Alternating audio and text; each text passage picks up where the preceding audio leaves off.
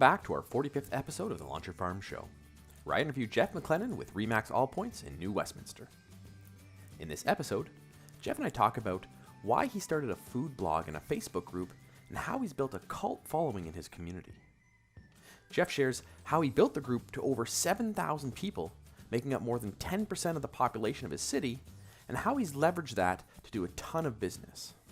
And we talk about what he did to grow the audience over time while having a ton of fun and some delicious meals in the process.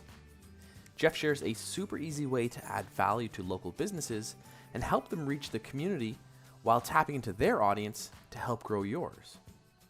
And we talk about how you can turn your passions into a Facebook group and build raving fans that you can turn into business yourself. Plus, we talk about a ton of other ideas that you can use to grow your geographic farm. So be sure to check out the episode, like and subscribe, and enjoy the episode with Geoff. Thanks for joining us on another episode of the Launcher Farm Show. I'm your host, Ryan Smith, and today we've got a great guest. It's Geoff McLennan from Remax All Points in New Westminster. So Geoff, take a second, tell us a bit about yourself and why you're here.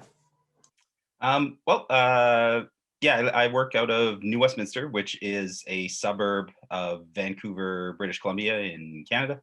It's about 20 minutes outside of Vancouver. I have been selling real estate for 15 years, but I grew up around it. My dad's been selling it since before I was born. And I guess today we're here to talk about Facebook groups and how that can apply to a farm. Awesome.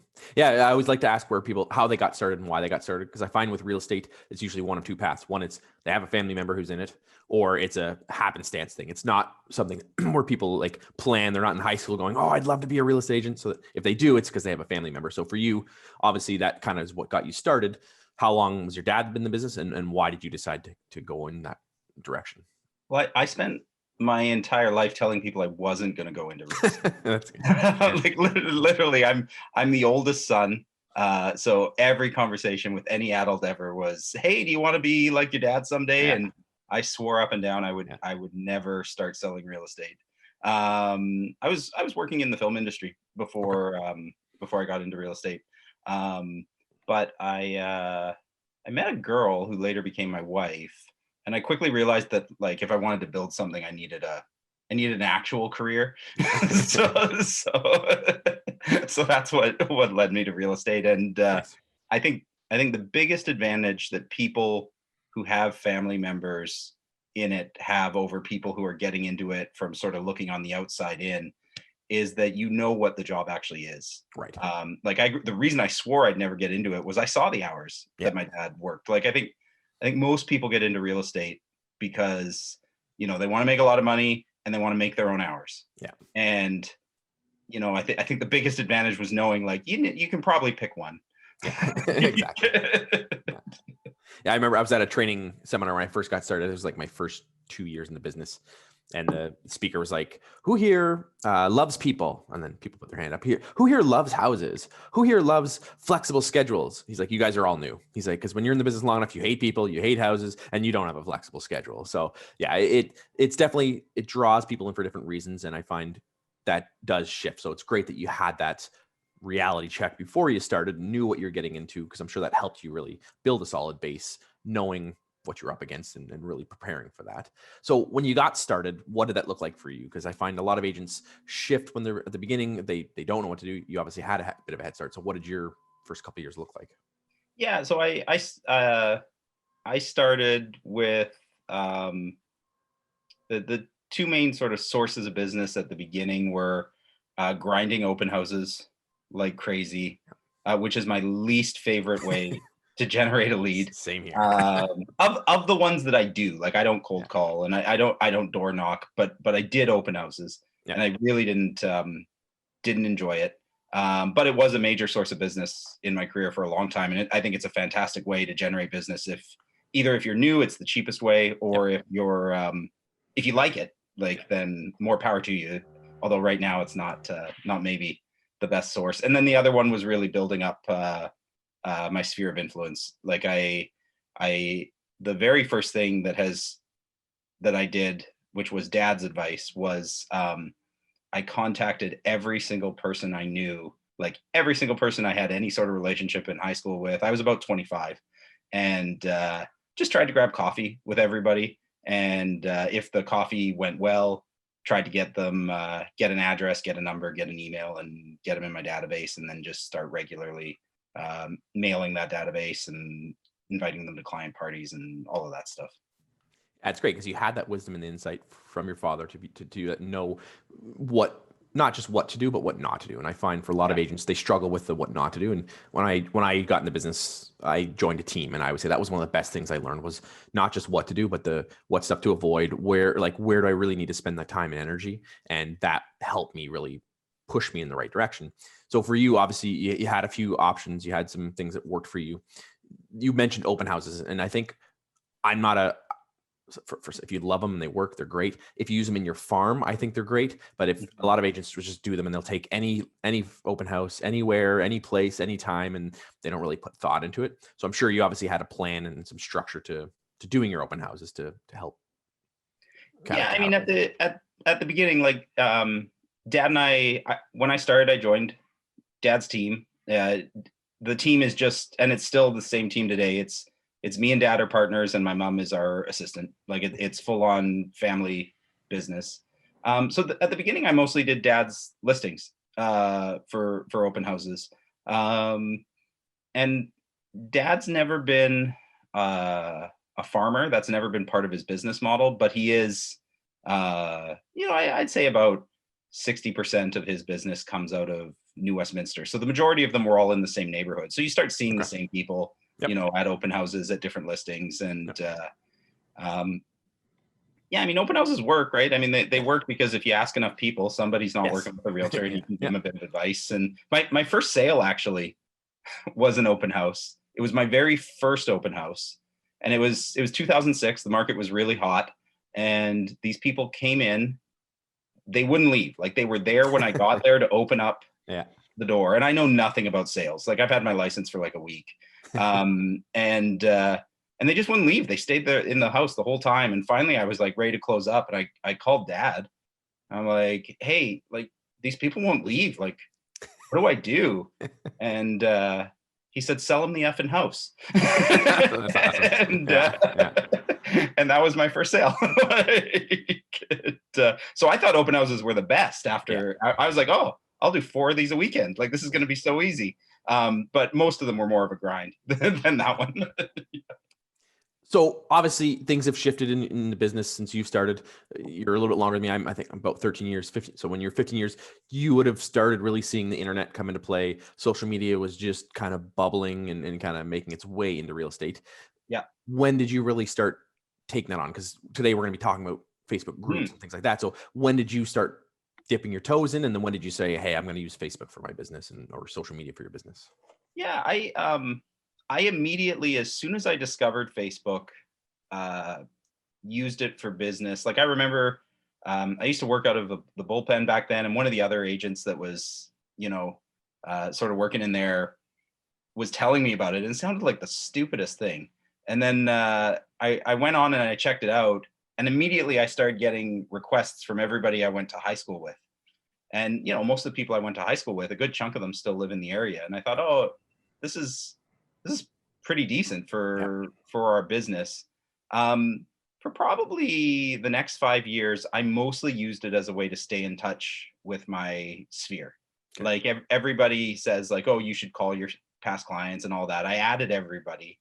Yep. I hate picking up the phone and actually calling past clients. Like unless I have a client party to invite them to, it's out of my comfort zone. Yeah. But wishing them happy birthday, sending them a message when they post something they've done that's kind of cool about how good that is. It was in the beginning it was perfect for the sphere side of things. Probably around, I might have my years wrong, but probably around like 2012, I discovered lead pages as a source of business. And back then lead pages were fantastic. Like there was state of the art. Totally. Yeah. Nobody else was doing them. So I ran Facebook ads with lead pages to a home buyer's guide. And I mean, I did a ton of deals off that, and it was super cheap at the time. Yeah. I've given up now because I think people are tired of filling out capture like fields. Like I think it just turns people off. And also there's a lot of people in that space. So you're, the person who actually will fill out the field, it's not just you they filled out. They're trying to get a bunch of people. So it became less, but once that stopped or slowed down, I noticed that Facebook was really pushing groups. Like in my feed everywhere, Facebook groups was always showing up, and you can't get any organic reach on anything else. And a realtor I know in the States, he was running a food group, and I sort of saw his food group, and I sent him a bunch of messages about like, hey, can you let me in? I want to see how this works. Now the big difference, his was not a group. His was a professional page, but it was about food in the community. And I thought it was really, really cool. And it was getting a lot of reach, but he had built it when Facebook let people have organic reach on professional pages. And so I kind of took his idea, but did it in a group instead of a professional page. And I did it with a friend of mine who is also a realtor. We're not on the same team. We do it together. But it's really good for business. And I think it's nice, like whenever you're doing things like this, to have some accountability. Like there's lots of times where I'm kind of burned out on it. So having Jeremy around and vice versa, he'll get burned out on it. And so what we did essentially was we created a group to talk about food in New Westminster. There's zero real estate talk. We don't brand at all. There's no there's no, hey, do this as business. We want this to be something that we're giving to the community, and we want it not to feel like an ad in any way. And we also want people to feel ownership of it. And if there's a lot of like, brought to you by Geoff and Jeremy from Remax All Points, like it just doesn't have the same connection, in my opinion. And what we started doing was doing little videos, essentially highlighting restaurant owners. And they've gotten really complicated now. Like the videos are like, we're interviewing the restaurant owners. It probably takes me about a week of editing to put it together. But that part of the component you don't need. Like there's another person who copied my group, but in the city next door, and she does everything exactly the same as what we do, except her videos are literally just her holding her cell phone up. I mean, like, hey, I'm in this restaurant. It's really cool. This is what I ate, blah, blah, blah. And totally just as effective. Like the only reason we make complicated videos is it's kind of become a bit of a hobby for Jared and I. Like it's something it's something like literally the birthplace of the group idea was Jared and I are foodies. We were going out to lunch all the time, and we'd spend all our time talking about restaurants in New West. And we were like, there's probably a lot of other people who are doing this. Is there a way we can connect with those people? Because like I can tell you, the quality of a lead generated through the group, like we talked about open houses and how open houses are a numbers game. If you ask enough people, you're gonna just get one. But you're kind of banging down the door. The leads are so warm from the group. The first lead I got from, I didn't even know it was a Facebook lead, like when I went in, but I sat down, I had my sort of hour-long CMA all prepared. I got about 10 minutes into it, and she said, just tell me the price. Like I'm all ready to go. And awesome. I told her, and she said, yep, that makes sense to me. It's good. And then we talked about her favorite restaurants in town for about 45 minutes.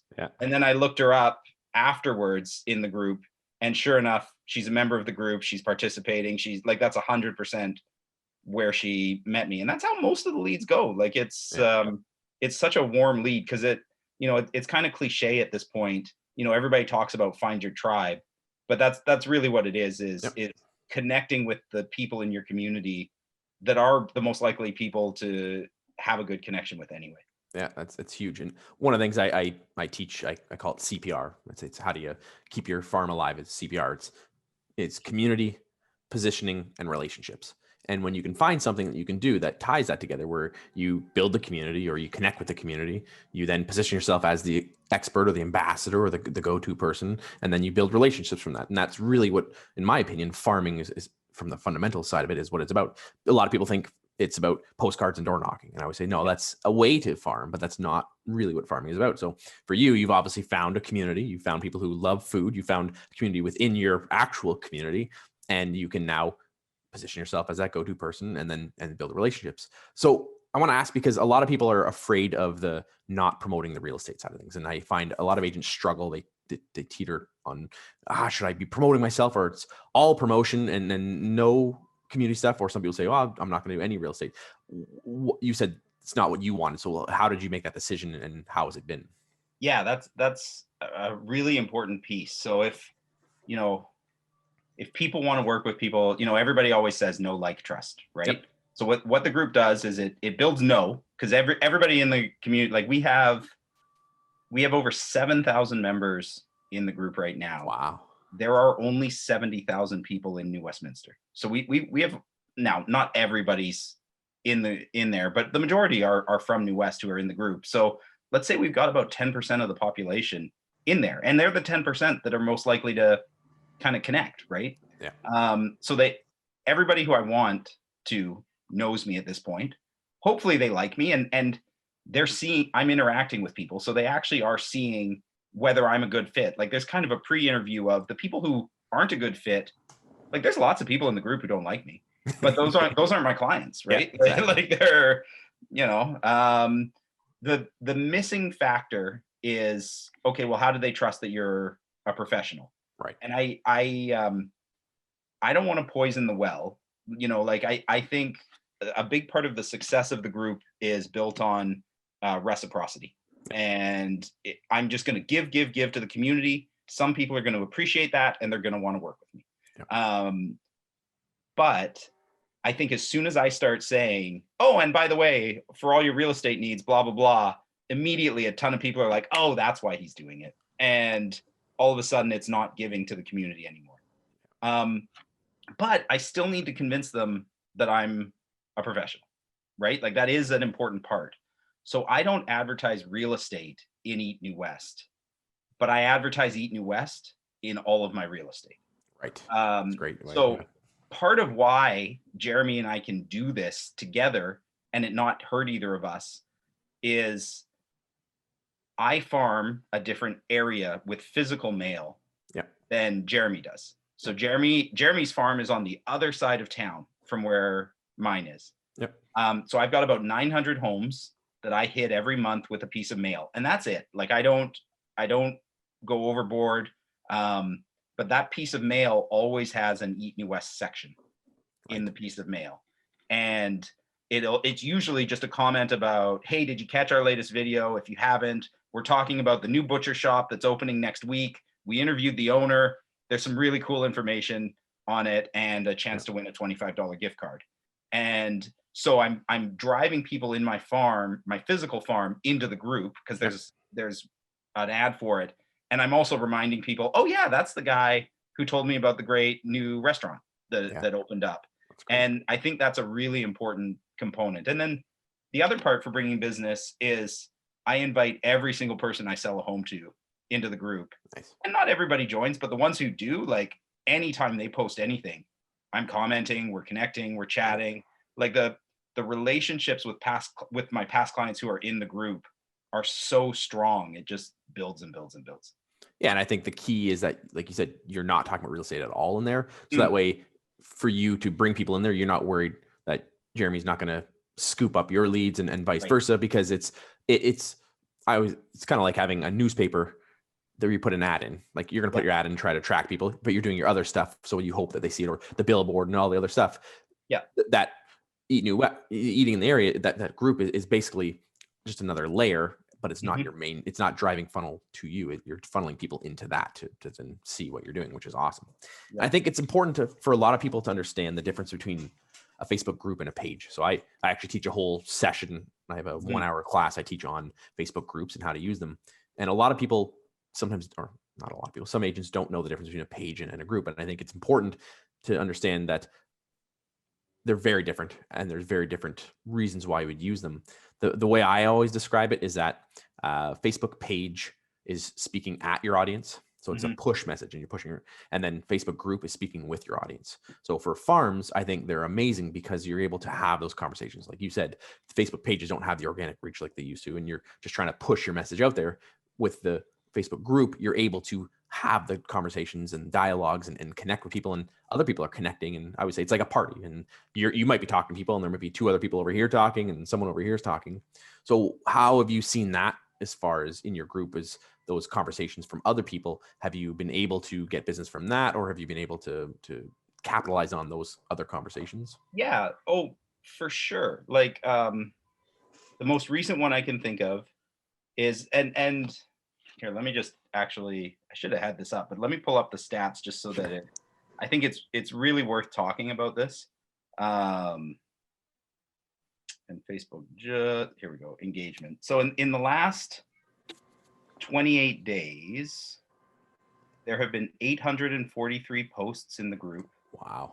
11,000 comments and 40,000 likes. Holy smokes, so that's nuts. It's active, right? Like it is a place where people who are like-minded are discussing, they're getting into fights about what restaurants are good and what aren't. And we have pretty strict rules. Like I never criticize restaurants in the group because that's not good for my business. Yep. If I like a place, I sing its praises. If I don't like a place, I just stay quiet about it when people are talking about it. But I do allow other people to criticize restaurants because I don't think there's value in the group if they can't have a back and forth. We have strict rules on you can't personally attack and other members or even other restaurants, but you're allowed to say the stuff that you don't like and what you don't like about it. So yeah, there are conversations happening all the time, and I participate in those all the time, and they definitely generate business. Like the last one, I just did a deal last month from it. There's a butcher shop in town, and it's in Queen's Park, which is a heritage protected neighborhood of our city. It's all these beautiful Victorian 100-year-old homes. It's gorgeous, and it's also the most expensive neighborhood in the city. Homes go for about 1.7 in the neighborhood. So the people in Queen's Park are really protective of the area. And there's a butcher shop that's right in the heart of the city.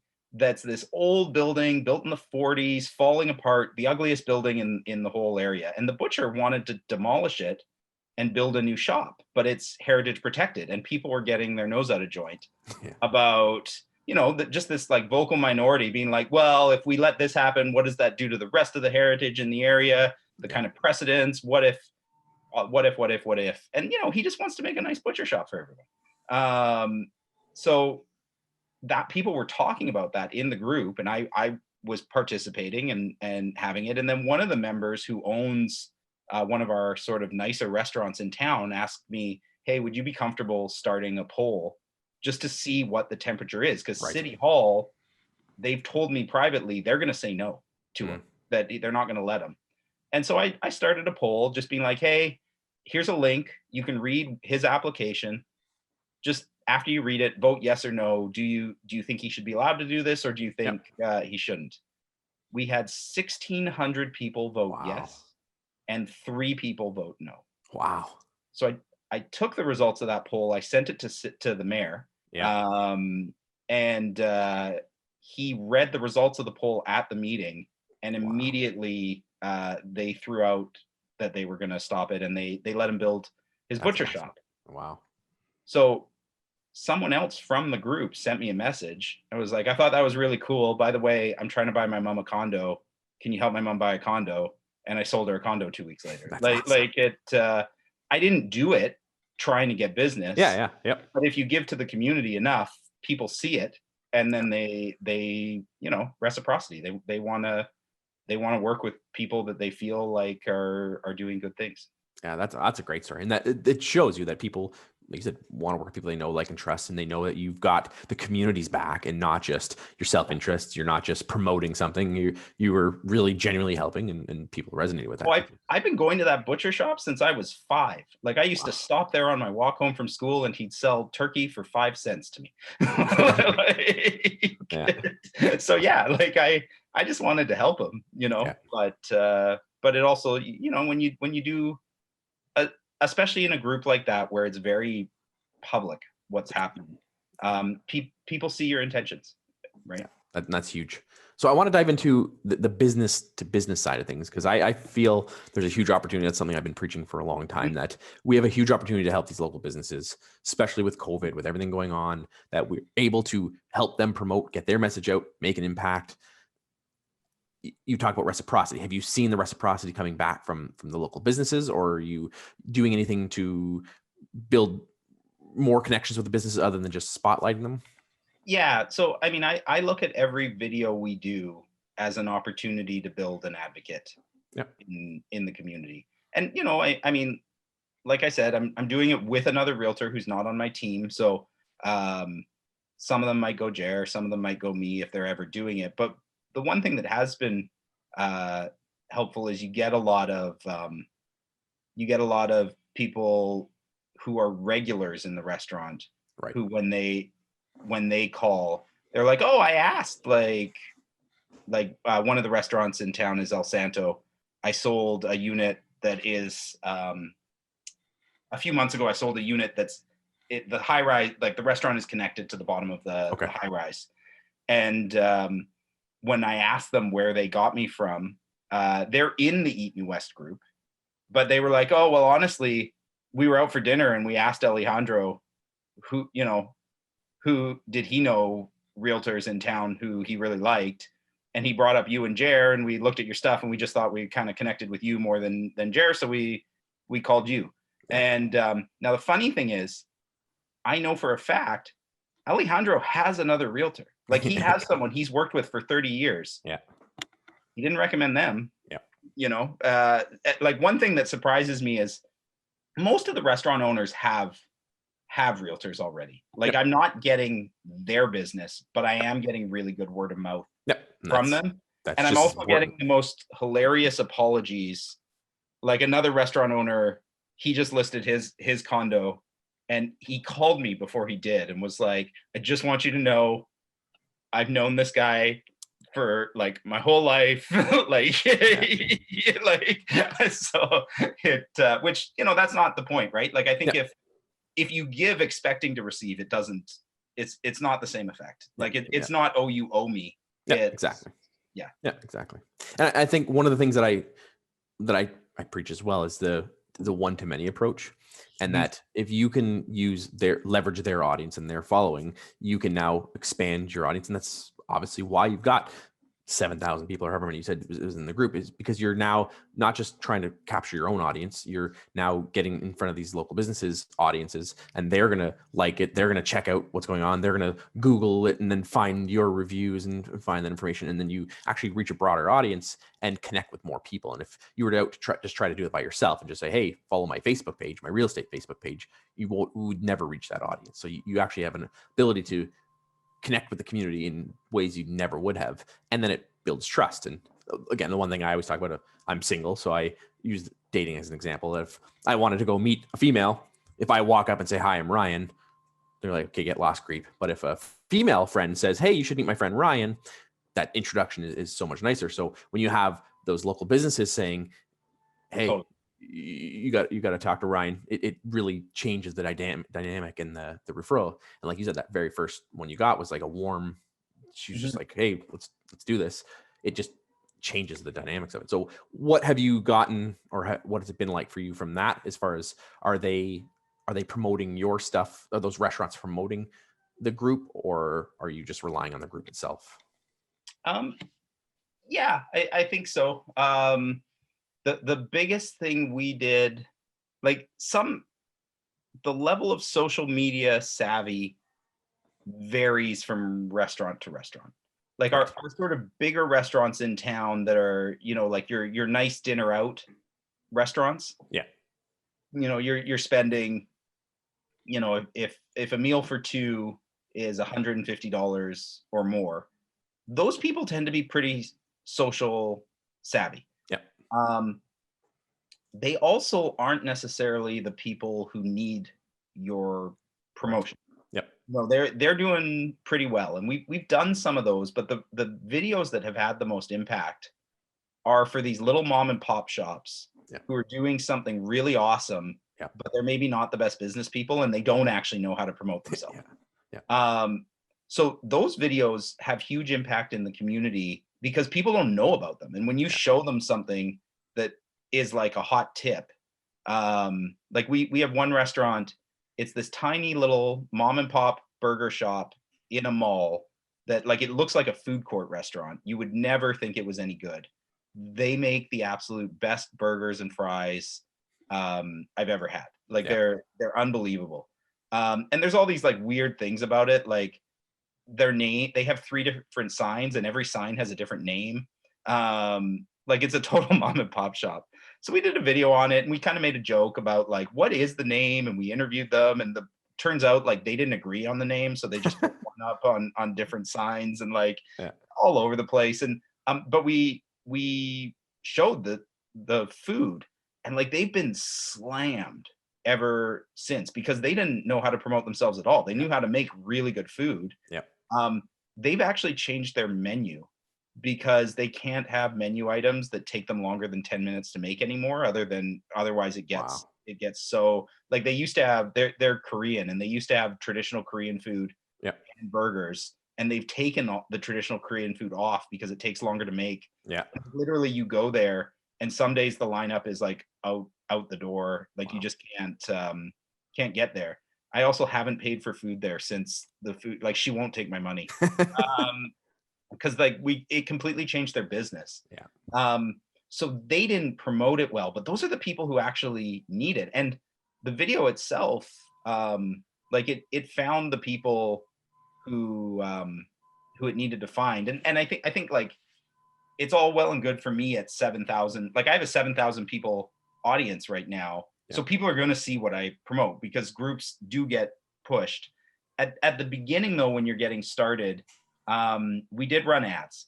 So our sort of, my 3 steps to growing the group was, at the beginning, I invited everyone I knew. Jared didn't invite everyone he knew. He wanted to make food videos, but he wasn't as convinced about the group thing until it took off. Yeah.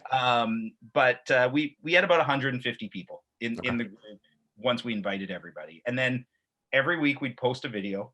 And I don't post weekly anymore, but maybe COVID made it hard. But when we post a video, the 3 steps are, I would run an ad. So you were talking about groups and pages. Yep. I started a page also, but only so that I could post the video to the Right. page and then run an ad. Yep. Makes sense. Yep. And then the ad would play the video, but it would have a link saying, hey, if you want to get in on more conversation like this, join this group. Smart. And I'd spend $25 a video on an ad. I also, every restaurant we go to inside the group, we raffle off a $25 gift card. Yeah. Now, at the beginning, when nobody knew what we were doing, Jeremy and I would buy the gift cards. I'd buy the gift card, he'd buy lunch. But at this point now, like after about 2 months, once the group really took off, restaurant owners know who we are now. Yeah. And they, like, very rarely, I always offer to buy it, but most of the time they're like, oh no, we'll just give you a gift card. Like it. And then the kind of third way we grow the group is every time we're about to hit a milestone, like the first time when we were about to hit 500 members, when we were about to hit 1,000 members, I always make a post about it. And I'm like, hey, we're 100 people away from making 1,000 people in the group. If you're enjoying this, like, invite your friends. We want to keep growing. And literally, like when we were about to hit 1,000 members, that post got us 250 members in like 48 hours. Like, that's nuts. Yeah. The giving away stuff is important though, because Yes. people like getting free stuff. Like, it's fun. And I find you don't even have to ask people. Like, it's a pretty easy invite when you're like, oh man, like every week there's a chance that I win like a gift card to some cool restaurant that they're telling me about. Like it makes it fun. Yeah. Yeah. You answered 3 of the questions I had next lined up, so that was perfect. I was gonna say, do you get any kickbacks, and do you start getting stuff? And you said obviously people are comping you some the meals, which is awesome. And I was gonna ask how you grow it, and that's awesome because that's a great advice, because I think it's super important to have a plan, because a lot of people struggle. They create a group and then they create content, but they don't actually have a plan to grow it. And then we're talking about supporting them and doing giveaways, and I think that's a huge way to create a win-win-win, because it's a win for you because it helps you get people. It's a win for the businesses because now you're supporting them. Someone may get the $25 gift card, go in there and go, oh, I love this place, and now keep going back. And then it's a win for the audience because they get something tangible and a chance to win, which is awesome.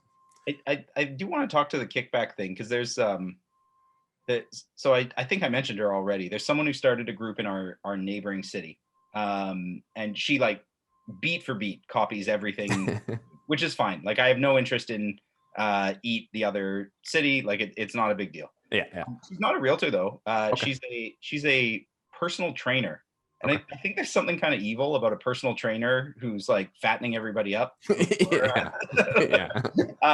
But she does take kickbacks. Okay. Like and I mean, there's nothing unethical about it. I'm not complaining. And she's upfront about it. But when she posts about a restaurant, she does the whole use my coupon code. Oh, yeah. And you'll get 10% off your meal or whatever. Yeah. And she gets paid on every one that she does. I just meant like free meals. Like, are they giving you free meals? So. But I just want to talk to that for a second.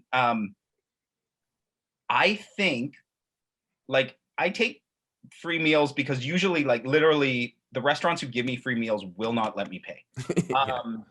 But I try not to take at all, because what I really want is I want them to promote my business. That's the payback I want.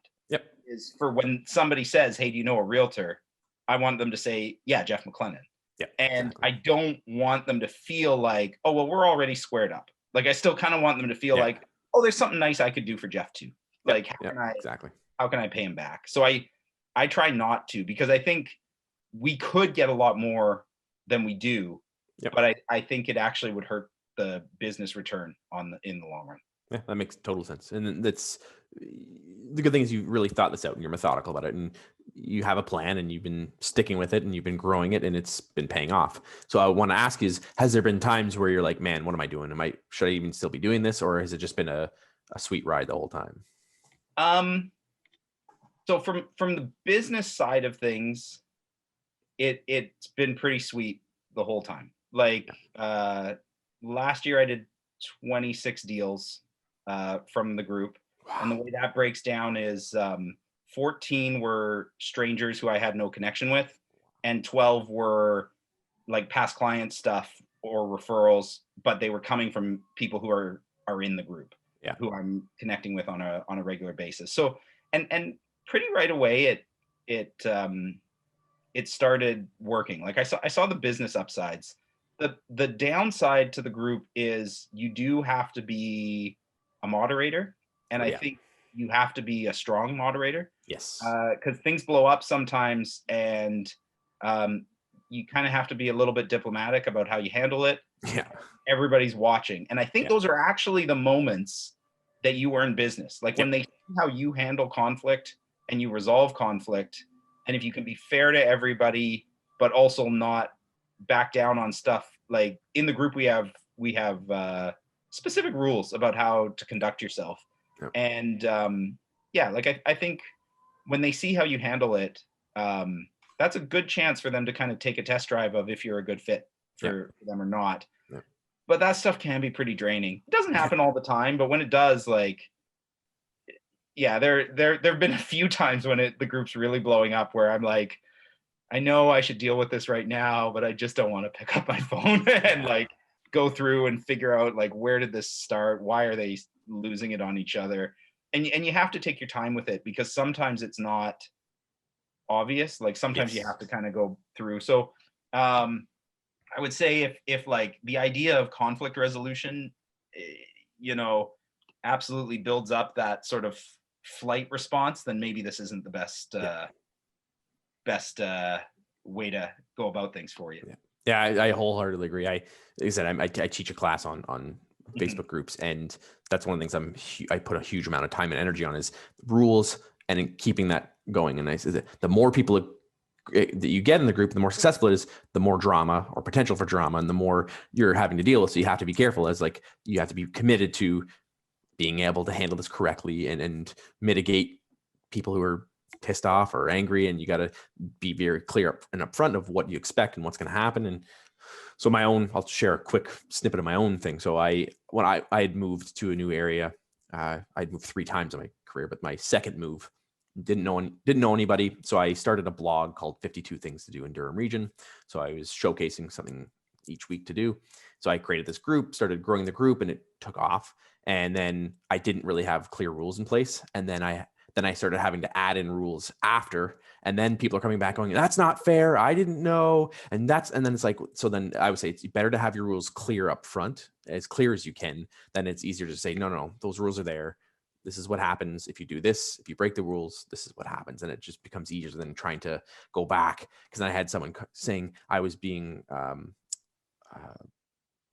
ruling them out because I didn't like their business and I was supporting other businesses. I was like, that's you clearly broke the rule. It had nothing to do with you. I don't even know who you are. You broke the rule. You posted 5 times in one day. I'm like, you can't do that. So there's definitely some drama that comes with it, but it is rewarding. And one thing that you've probably found too, I find if you don't get to it quick enough. Yes. Like we have a rule, no personal attacks. Yeah. And one of my biggest pain points is somebody will start a fight with somebody else online. Yeah. But before I get to it, other people, because they're annoyed, instead of reporting it to the admin, they start attacking back. Yeah. And then all of a sudden I'm like, oh man, like if you hadn't have done that, I could have kicked you out of the first guy out of the group. Yeah. But now I'm just going to give everybody warnings, because if I kick him out and not you, yeah, like now I'm not being fair, even though the person who sort of was retaliating is actually a contributing member of the group who I don't want to kick out, and the other person's kind of a pain. But it's totally one of my headaches of the group for sure. So on the flip side, then, what's an awesome opportunity you've got out of this that you never, whether it's not real estate related, like what's something that's just like, wow, this is such a cool thing we got to experience or got to get out of it? So the butcher table thing is probably the thing I'm most proud of. Yeah. But the thing that I have the most fun with, that I wasn't expecting, is twice now restaurants have let me sort of be a part of their opening. That's awesome. There's we had one restaurant, the guy who I mentioned earlier, Alejandro, he opened up a second restaurant in New West, and he asked me, hey, I want to have a soft opening. And I want you guys to come and try the stuff and give us feedback on what you think. And maybe you could invite, up to 5 people. And this was a while ago. So it was COVID, but it was right at the beginning when we weren't really understanding stuff as much. So I was able to pick 5 people in the group and be like, hey, you guys can come and like experience this really cool. He was opening up a steak restaurant, and he was trying 3 different farms, and we got to sit down with the chef, and the chef explained, like, here's the things we're looking for. Yeah. Give us feedback. Like, we're deciding which farm to work with and whatnot. And, you don't usually taste steak like you would a wine tasting, but actually experiencing the different flavors, you're like, oh, like these aren't the same. Like it was really interesting. And then my caveat with him was, okay, I'll do that, but you have to let me do a preview video. I want to announce the restaurant before you've gone public with it. Like I'll wait till you're ready. But we got to announce to the community, hey, there's this really cool restaurant. And then because that did so well, there's this really fancy pizza place, like the real like Italian, like traditional style restaurant opened up. And we got to announce them too before they actually opened up. And we got to again go and try the stuff and give feedback and stuff, and like that stuff's pretty fun. Like I really like that stuff. That's awesome. Yeah, it's such a cool experience. And again, for the listeners watching this, it's not about real estate. It's about the community. It's about giving back, and it's something you're passionate about. It's the food you like. It's the community you're connecting with, and you could go there and promote the heck out of yourself, but I don't think you would have had the same opportunities and the same thing if you were just talking about real estate. Oh, by the way, I do real estate as well. It's like you've created a real authentic community. You've created a real authentic following, and it's been obviously financially beneficial for you, personally rewarding, and just awesome to see you do that. Yeah. So if you were to wrap up and give one last piece of advice, if someone's thinking about creating something similar or some type of Facebook group, what piece of advice would you give them? Well, I think one of the most important distinctions, and you just touched on it, is my advice isn't everybody go start a food group. Yeah. I think for most people that's the wrong thing. Like that, if you're not passionate about food, then it doesn't work. But I think the biggest way to figure out like what would be correct for you, I think, is to ask yourself, like, when you're selling your community to people who are moving there, what do you brag about? Like, what are the things that you're like, hey, my city is awesome because we do this, right? Like, what are the things you absolutely love? And I mean, I've seen people kind of take the idea and adapt it to all sorts of stuff. I think kids sports, like if you're a parent and you've got kids in sports, that's fantastic for communities. I did a sort of presentation on this last week, and somebody said to me, well, I'm a foodie. I love food, but I'm in a rural community. There's like one restaurant here. Yeah. And I think a cooking group would be absolutely fantastic. Somebody who I talked to started a cool cats in my neighborhood group. He fosters cats. It's like a passion of his, and he totally. And the interesting thing, I checked in with him just a couple days ago about how it was going, and so he's got about 300 members in the group, which isn't large. But I looked at his group, and he's got about 70 posts a day. Wow. So it's not necessarily about the volume of people, quantity of the members, right? Like, he's building real relationships with the people in that group. Like, they're cat lovers are totally like the cat loving community might not be huge in his area, but I mean, he's connecting with them. I think it's fantastic. So cool. I think figuring out like, what do I like about my area other than real estate is a great place to start. Yeah, that's awesome. That's great advice. And so if anyone's listening, thinking of doing something, find something you're passionate about. That's huge. That's great. So we always wrap up with a best book section. So what's one book that's either had a huge impact on your life or you think would have an impact on our viewers? See, this is a really hard question. You told me this was coming. I'm a big reader, right? Like, picking one is difficult. I mean, the reciprocity thing I was talking about, if you want to go further on that, Influenced by Robert Cialdini is fantastic. Yeah. I think it's a great book because it was written as how to defend yourself against salespeople, and it's actually like the best sales manual that I've ever read. Yeah. 4-Hour Workweek was big for me as well. I think the title is a lie. Yes. But there's a lot of really good content in there. And then it's kind of everybody says it, but it did have a big impact on me, was Man's Search for Meaning. Nice. Was not a business book at all, but really really impactful for sure. I just read the first two in the last month and a half, reread them again, and then Man's Search for Meaning I read for the first time in January. So all this year I've read all three of those. They're all great books, so I can highly recommend. We're on the same page. Yeah, that's awesome. Yeah. So how can our viewers check out what you're up to, connect with you if they'd like? Yeah, so I will ask people, if you're curious about this, don't try to join Eat New West. Yes. I won't let you in. Like, we're a community group. Yeah. You know. But if you want to check out any of the videos and stuff I've been talking about, I post them all on YouTube at youtube.com/eatnewwest. And if you want to get a hold of me, the quickest way is either my name through any of the major social media channels, or my website is realestatenewwest.com. Awesome. We'll put that in the show notes and have everyone check that out. So thank you, Geoff, for being on here. It's awesome. This is something I'm obviously passionate about too. I think it's awesome to see other people doing this and really making an impact in the community and enjoying it at the same time. So it's not just business, it's an enjoyment, and you can see your passion about it, which is awesome. And obviously the get that. I mean, the best part about it is it's marketing that I feel good about. Yeah, which is awesome. So thanks again for being on it. And this is great. It's fantastic. Thank you. Thanks for checking out today's episode. If you'd like more videos like this, be sure to like and subscribe to our YouTube channel. Check out our Facebook page and our other social media channels. Looking forward to bringing you more great content like this, and happy farming.